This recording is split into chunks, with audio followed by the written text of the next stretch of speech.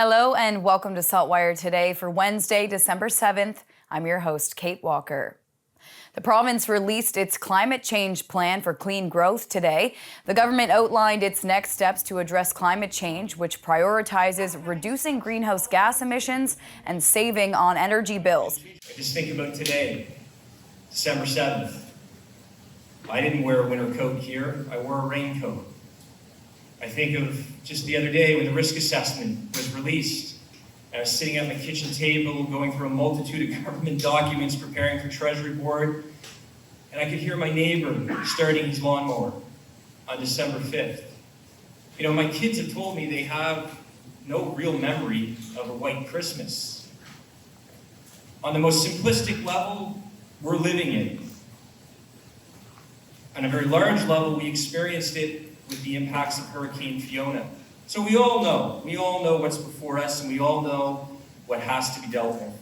Houston government plans to do so by transitioning our electricity, building, and transportation sectors off fossil fuels. The one gaping hole is no plan to get off coal. So the biggest assumption in that graph that they showed on reducing emissions is that we'll be out of coal by 2030. There hasn't been any progress or any plan to actually show us how they're going to even dismantle one coal plant. It seems strange to not have anything before 2030, for instance, to evaluate how we're doing on the way to 2030. I would love to see real numbers attached, dollars attached, and I think we need to be, bold. And I can't tell from this plan if it's bold or not. The actions within the plan are grouped into 4 areas: responding to climate change impacts, reducing greenhouse gas emissions, seizing opportunities for a cleaner, sustainable economy, and reporting and evaluating progress. The plan will guide climate change work across 15 provincial departments over the next 5 years. A new endoscopy room is opening at the Dartmouth General Hospital. The province says more Nova Scotians are receiving potentially life-saving cancer screening and treatment with the opening of a 3rd endoscopy room at the hospital. The new room allows about 125 more people each month to have colonoscopies as part of the province's colon cancer prevention program.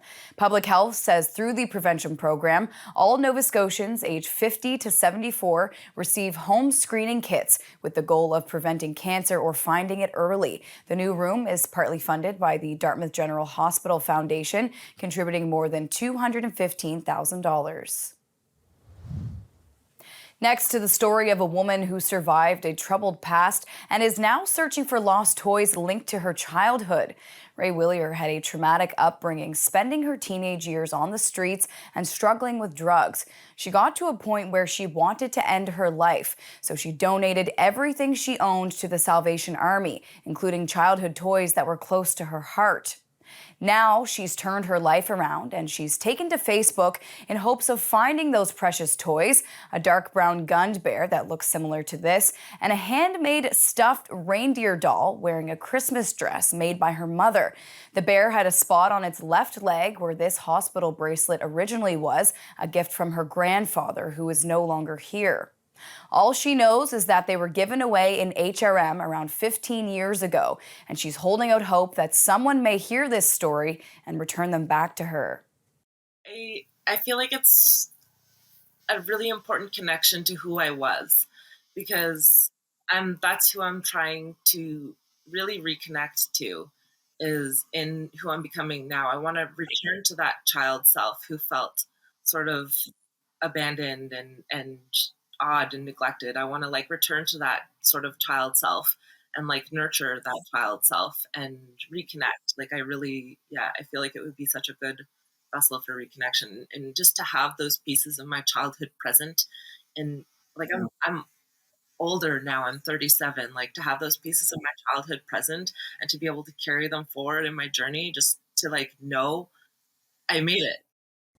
Willier says if someone now has her toys and values them as much as she did, she will be at peace not having them back. She just wants to know that they're still out there and that someone is taking care of them.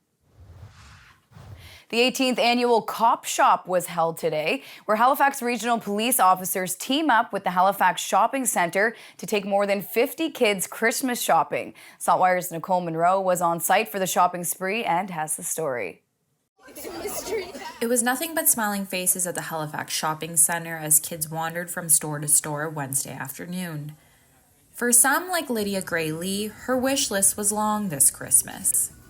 I like a lot of stuff. Like I want some new sweatsuits and clothes and some new shoes for cheer and stuff. But thanks to a $200 gift card donated by the Halifax Shopping Center, she and 51 other children were able to turn their holiday dreams into a reality. The annual event saw Halifax Regional Police tagging along with the children throughout the afternoon, making for a unique experience for some of the kids. It's pretty cool. Talk with some cops, ask them about their job. And it's not just the kids who have all the fun at the Cop Shop event. In this job, we're not always we're dealing with people, different circumstances, and this is a positive side of policing, and the kids get to look at it from that perspective too, and see us in a different light as well.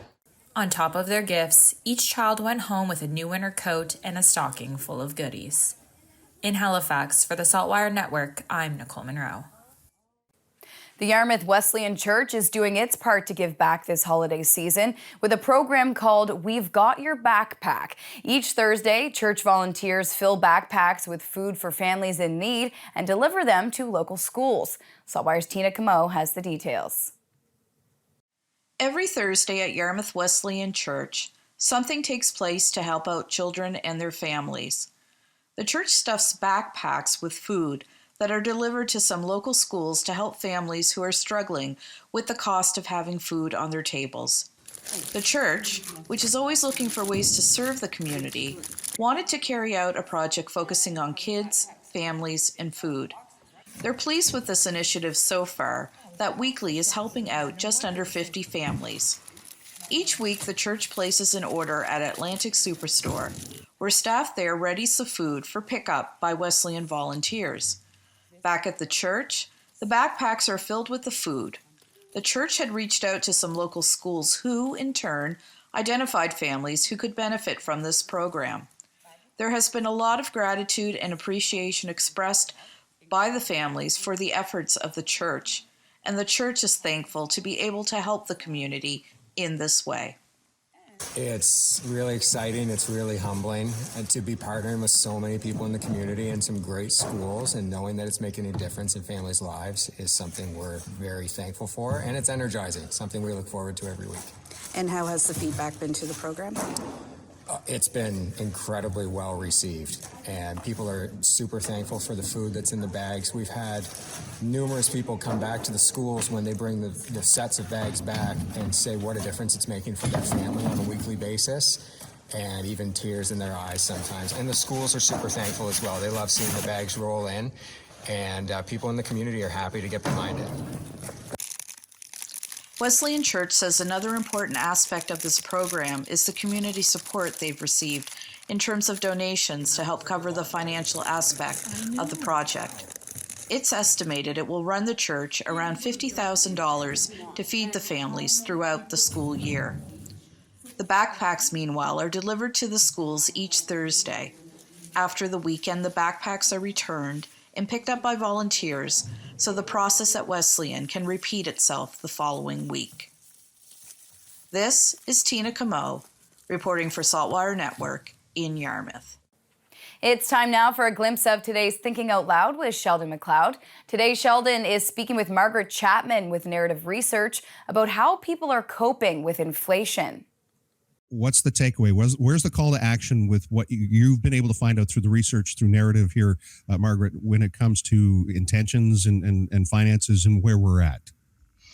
Well, things are looking a little bit tough for the vast majority of the population right now. And the big takeaway for me is that the vast majority of the population has at least one financial concern.